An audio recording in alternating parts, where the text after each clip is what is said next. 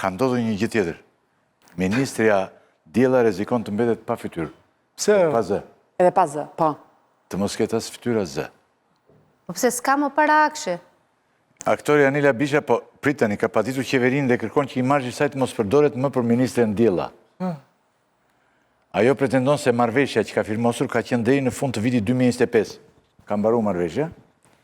Dhe bënte fjalë për asistencën virtuale në e-Albania, dhe jo për ministren Diella. Zonja Lala tani si ka mundësi, edhe Diellën e pas kanë vjetëre. Tani, unë nuk e di si të qesh apo qaj me këtë rastin, sepse, jo, seriozisht. Tjerët marrën para, ne të qajmë. Po janë marrëveshje duhen respektuar. E kanë marrë atë imazhin e saj. Respektoje edhe kohën, edhe mënyrën se si ke bërë kontratën me të. Jo, nuk po thoja atë gjë. Madje dëmtimi i imazhit pas hetimeve të Spakut është më i lartë dhe duhet të kërkonte edhe rritje të tarifës për ndryshim të kushteve. Zonja Bisha ka gjithë drejtën e vet ta ngrej këtë padi, sepse unë e vura stafin të lajmëron të Bisha, po jam shumë e tronditur, tha. Nuk do të dal. Kërkojmë dhe avokatin s'doli asaj. Problematika me çfarë unë kam parë atë padi dhe do të lexoj disa pjesë të saj. Tani zonja Bisha ka paditur kompanin Apel, ka paditur Agjencinë Kombëtare të Shoqërisë së Informacionit, Këshillin e Ministrave dhe ju kërkon këtyre në mënyrë solidare, po, të dëmshpërblejnë padicen për dëmin kontraktor dhe jo kontraktor të ardhur nga dëmtimi i imazhit si rrjedhoj e përdorimit të pa autorizuar të dhënave personale në shumën 1 milion euro. Detyrimin e palës së paditur, në rastin konkret akshit të ndërpres dëmin e shkaktuar duke fshirë të gjitha videot, lajmet dhe publikimet e kryera në internet dhe formatet të tjera, si dhe mos krye publikime në të ardhmen të këtyre imazheve. Ndërkohë, detyrimin e palëve të paditura në mënyrë solidare, pra bashkarisht është ideja, të paguajnë kamatat ligjore mbi vlerën e dëmit të shkaktuar deri në ekzekutimin e vendimit. Tani, ideja është këtu, zonja pretendon që referuar kontratës, rezulton e qartë që shoqëria Apel SHPK ka patur detyrimin kontraktual ta përdor imazhin e kërkueses, pra zonjës Anila Bisha, zërin dhe figurën ekskluzivisht vetëm për krijimin e avatarit të asistentit virtual të e-Albania. Përdorimi të dhënave personale duhet të bëhet në respekt të gjitha detyrimeve ligjore në fuqi për këtë qëllim. Por më pas, ajo ka konstatuar se janë riprodhuar dhe janë përdorur të dhëna për cilat ajo nuk ka dhënë asnjë aprovim. Dhe për shembull, thot, kjo rrethane fakti, thot, Kryeministri i Republikës së Shqipërisë e ka shpallur Diellën si ministre e Shtetit për Inteligjencën Artificiale në datën 12 shtator 2025, në një kohë që ajo pretendon që janë përdorur dhënat e saj personale, zëri dhe figura, pa marrë autorizimin dhe miratimin e saj. Dhe më pas përmend rastet kur zoti Rama e ka prezantuar në disa vende të tjera, pra ku janë bërë pyetje nga media ndërkombëtare në disa samite e tjera me radhë. Pra do të thotë zonja Bisha pretendon që nuk ka dhënë asnjë autorizim që zëri dhe imazhi i saj duket që sharake, zoti Rakipi, po kjo Diella na ushit ne si suksesi më i madh i gjitha kohërave. E kupton, pra Shqipëria, madje përmend edhe një shkrim të mos gabojmë të një media të huaj, sepse duhet ta lexoj Washington Post, dhe thot për shembull që ka patur, thot, më lejoni vetëm një moment, që thot Washington Post, por edhe media të ndryshme ndërkombëtare dhe është përdorur, thot, është bërë prezantimi padices përpara Parlamentit të Republikës së Shqipërisë apo në dhënien e opinioneve përpara mediave ndërkombëtare, siç është Forumi i Berlinit. Dhe zonja Bisha pretendon, dhe këtu me thënë të drejtën unë jap plotësisht të drejtë nëse kjo do të provohet në gjykat, që këto, domethënë, kjo gjë ka ndodhur pa marrë miratimin e saj. Tani i vetmi problem është këtu, si do ta provojë Anila Bisha që pas Diellës është kjo? Po ka fotografim edhe figurë. Është i njëjti avatar që ka përdorur, shiko, Anila ka dhënë marrëveshje para prakisht përdorur si avatar. Po, problemi është që pastaj duhet parë se nga ana ligjore si rregullohet. Tani gjithë kjo para e madhe që ka qarkulluar te aksit dhe këta nuk gjetën lekë të paguajnë Anila Bishën. Duhet kishin ribërë marrëveshjen.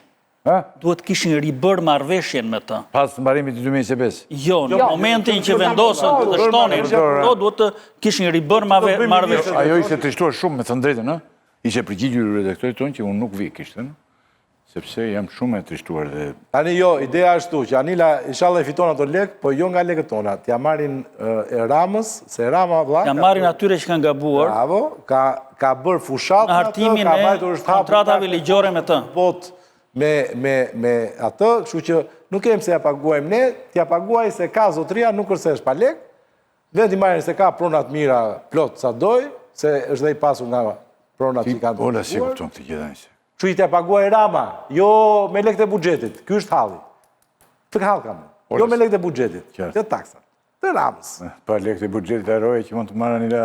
Jo, jo të vetë e Rama. Isha ndo një lekët. Të Rama ka përdo. Ti si kupton këtu Ka ti? dhe kuptim karagjoz. Ka dhe karagjoz të të. Se dilla për të dyja është përdorur. E para ishte imazhi i qeverisë dhe ministrave që nuk do të vidhnin se do të bëshin me inteligencë artificiale dhe mori pik në PR-in në fushën ndërkombëtare, në media ndërkombëtare për kryeministrin. Disa nga mediat e ironizuan në mënyrë të frikshme. Në fundit që Shqipëria për herë të parë po përdor inteligjencën artificiale dhe ka krijuar një ministër të tillë. E atë fjalën karagjoz dhe të jap të drejtë, kështu që e mbyllëm atë. Po rezultoi të rësisht në mënyrën më karagjoze të mundshme. Këtu qëndroj. Sepse djella jo vetëm që rasi struktur, sepse nga hetimet e Akshit e Spakut lidhur me Akshin doli që i qeverisja në fakt ka rritur korrupsionin, nuk e ka ulur, por së fundi po përfundon me edhe me çështje banale dhe përplasje civile në gjykata, ku vetë dhënësja e imazhit të djellës tashmë kërkon të shpërblim dhe thotë që mua nuk më kanë respektuar kontratën dhe aty bëhet fjalë për nëse kjo ka ndodhur, rola është skandaloze. Për shumë anormale, jo për shumë anormale. Nëse kjo ka ndodhur, është skandaloze. Prandaj, janë vetë institucionet publike që e zhndëruan atë që e ngritën për një imazh që të shisnin Shqipërinë mirë dhe edhe qeverinë mirë në media ndërkombëtare, tashmë të bëhemi... Tani po mirë më dakord gjitha këto që toni ju, po tani për çdo të ndodh tani se ky... Ka dy hapa ju. A rrezikojmë, ja një sekond pyetja ime, tani a rrezikojmë të humbasim diellën? Do të paguhet Anila Bisha, apo do të kemi një diell me imazh tjetër, se mund të bëhet njëri tjetër? Pyeta unë një këta. Ja më prit të them, po të ta them, jemi... Po ju të vini të thuash, po ta them pra, se pyeta unë. Njerëz afër qeverisë, shumë afër, edhe të partisë të qeverisë. Dhe tash nuk si do bëhet më vllase. Kjo nuk ka kuptimin tash në gjithë. Unë e madhe tha, ku ka para, tha, nuk të jep njëri para se. Aty merr ministrin, më merr direkt dy ministri, kjo, s'pira pari. Edhe lek nuk do. Edhe kalon ajo. Direkt. Se ne po tallemi. Jo, të lutem, që në momentin që presidenti i Republikës nuk bëhet, më nuk jep njëri lek. Ore, o zoti Rakipi. Kaloj direkt s'pira pari. Ore, nuk është çështje parash më burr. E kupton, këtu po flasim për një gjë më të rëndësishme se sa paraja. Jo për atë. Dëgjoj, një president e Republike që dekreton, po të lutem tani dekretoj. Më falë, po dëgjoj, tani ne këtë... Po këtu, jo për ne, mo jo. Këtë avatarin, qarë është kjo se nuk e di as nga ana...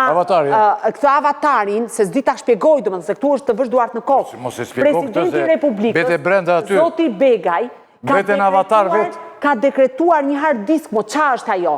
Një mroku, thënë në gjuhën e popullit të thjeshtë ta marrë vetë, ka dekretuar një program. Ne diskutojmë tani që kur dekreton një president një program, është të vësh kuje në të vënd. Ai se ka problem tash, dekreton tani prapo e. Është dekreton dhe dekreton tjetër. Tani si bet kjo, mund ta humbim në këtë ministri toni juaj jo. Pastaj edhe të qash pak. Shikoj varet nga ecuria e gjyqit. Ecuria e gjyqit? Gjyqi ka dy faza. Gjyqi mund të vazhdoj gjatë këtu? Vazhdon sa... Gjyqi mund të vazhdoj gjatë se ka dy faza. Kjo mund shkojnë në Strasburg dhe kjo? Faza e parë është atë të falasun Ola. Atë flasun? Ndjes. Qatë kete?